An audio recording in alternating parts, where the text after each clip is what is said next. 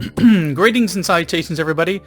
I'm here at the end of my revisit of the Phantasm films, where I tried to pay a little bit closer attention and, kind of watch them in a shorter time frame as well. In this case, about 6 weeks. I'd rewatched all of these and try to make better sense of them in my head.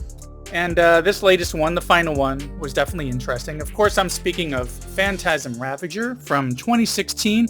Which is the only entry not directed by Don Coscarelli, and the only one where I could see an additional writer listed, which was David Hartman, who also worked as director on this film. So what is this entry about? Well, before we dive into that synopsis, let's just catch up with the ending of part 4 and what kind of led up to this. So, first off, the tall man survived, walked through the portal, so he took off.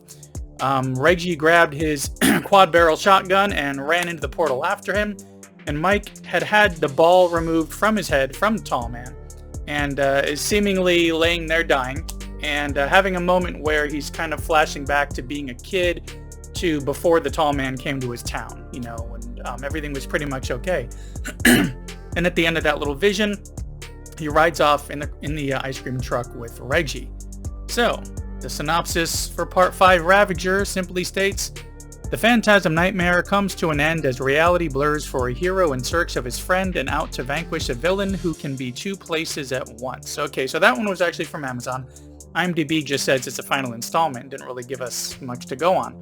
But let's break this one down a little bit to see if it makes any sense, which, spoiler alert, it actually did make more sense to me than some of the other ones. So, we get the usual flashbacks for the previous entries to catch us up, like we'd seen in, previous entries.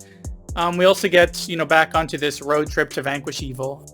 Reggie's come back to the portal, and though he had to take out this really wimpy kind of car thief guy, he did finally get reunited with his precious Cuda.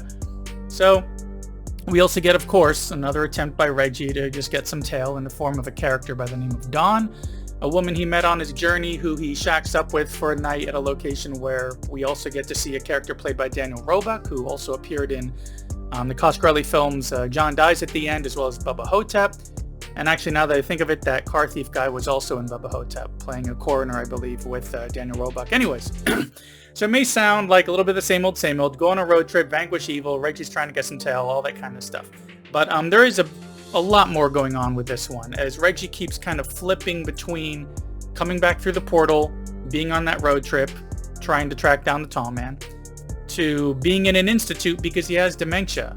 He's being visited by Mike, and all of the events, all the previous films, it's all just a byproduct of his broken mind, and none of that stuff ever happened. And then we also have him flipping into basically like a post-tall man apocalyptic world. Seemingly after the events of the tall man, coming to the town, after Reggie gets back through the portal, the aftermath of the tall man not being stopped and what the world has become now that him and his minions have taken over. Giant flying orbs in the sky, those little dwarves everywhere, it's crazy. And it gets pretty heavy with all that. These flips back and forth, they happen very randomly and very suddenly. Mike eventually is talking about stuff that he's read about parallel dimensions kind of being stacked on top of each other. And, how there are points where they touch and kind of create these little bridges. So this is the kind of stuff that's kind of sealing the deal for me about my thoughts of either dreams being involved or alternate dimensions. For instance, we get Dawn in one world, but she's Jane in the other. Same actress, and Reggie even recognizes her. We even get to see, we even get where Reggie sees the portal to this other dimension while he's at the Institute and is able to run through it. Little bits here and there kind of lining up with that thought that there are other dimensions at play here, and maybe that's why some of the other stuff didn't really make any sense. But the bulk of the film is really about the flipping between those different dimensions. And this makes, for me, a lot of the previous films make more sense, such as stuff about Jodie. Was the first film just Mike's dream? How did Jodie really die? Reggie being stabbed by the blonde woman, yet somehow he survives, and they don't really mention that it ever happened. The Reggie stuff, the stuff that Reggie does and doesn't remember from the first film, just different things about his life that didn't really flesh out. And of course, this idea that a lot of these towns are just empty. There are these little pockets of survivors in a way, but most of the time there's just not many other characters in this film. And there are various other things that seem to kind of make no sense, that I feel like those little plot holes and inconsistencies and so on, if I look back at them like there were these alternate dimensions at play and flipping between them, I can kind of help it. It kind of helps me make more sense out of it, if even that statement makes any sense, no matter how long and rambling it was. But anyways, a few more words before I wrap this up. So this one, Ravager, definitely had a much different feel than any of the previous entries. There was a lot more CG, because not only did they have the means in this one to do CG, they had aspects of the story where it was likely the only way to bring those ideas to the screen. It works in most cases, but there are some where you can kind of feel that budget of the film, that the CG isn't quite that good, which, along with the music and the pacing, it really made this one feel less like that scrappy little indie film thrown together and more like a Sci-Fi Channel film. This one's also very sad, seeing Reggie just kind of slipping away like that, seeing all the actors much older, and also knowing that our tall man himself, Angus Scrimm, had passed away the year that this film had come out. But from the first film to this one, there were 37 years in this franchise. We literally saw Mike, Michael Baldwin, grow up, as well as all the other actors. We had 37 years on this. And when you see from those flashbacks, in this, showing what had come before it to the 2016 footage, that change in that time passing in the franchise really does hit kind of hard. This was a long franchise, with many of the same actors in each one of the films.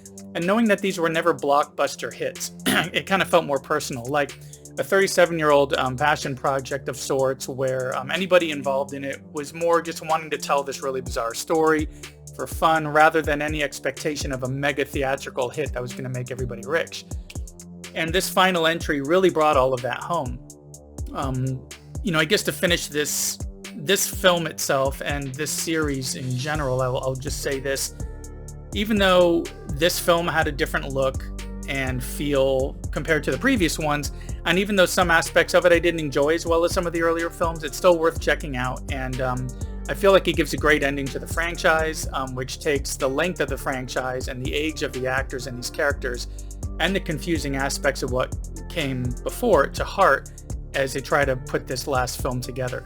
Now, the franchise as a whole can be a bit confusing at times, but if you're introducing somebody to this franchise, if you just kind of let them in on the aspect that there's some possible alternate dimensions and dream stuff and illusions happening, they might make better sense of it and be in it for the long run and want to check out all of them eventually. And, there are ups and downs in each one of these films, whether it's not having a Michael Baldwin reprise his role in Part 2, or wishing that Rocky had continued on and had more screen time, or had some screen time in Part 4 and more than just a cameo in Part 5, or even like the way that the CG was used in Part 5 in particular. But overall, my words on this are, these films are some of the strangest, most interesting, and most original horror films I've ever seen. They were never afraid to try something new by taking it in a different direction, which may not make sense. The continuation of so many plot points throughout the entire series, and including so many of the original actors from the original film, held on to its roots while exploring those new avenues. And throwing in that haunting soundtrack and this feel that the filmmakers are mainly interested in bringing the films they wanted to screen the way that they wanted, and we get what feels like a very personal film series, which, while at times many aspects really don't make much sense, they are more than worth checking out. And speaking of checking out, thanks for checking out my latest and final entry in revisiting these Phantasm films. Thanks for sticking around over these past 7 or 8 weeks as I've been slowly putting these videos up there. And if you're not already subscribed, go ahead and subscribe and hit that little bell icon to get notifications for when I put up that new content, which is usually once or twice a week. And also sound off in the comments. What's your take on Phantasm, Ravager, and just the series as a whole? Get some conversation going. Anyways, it's definitely time to wrap this one up. And thanks for coming by, and I'll see you in the next one.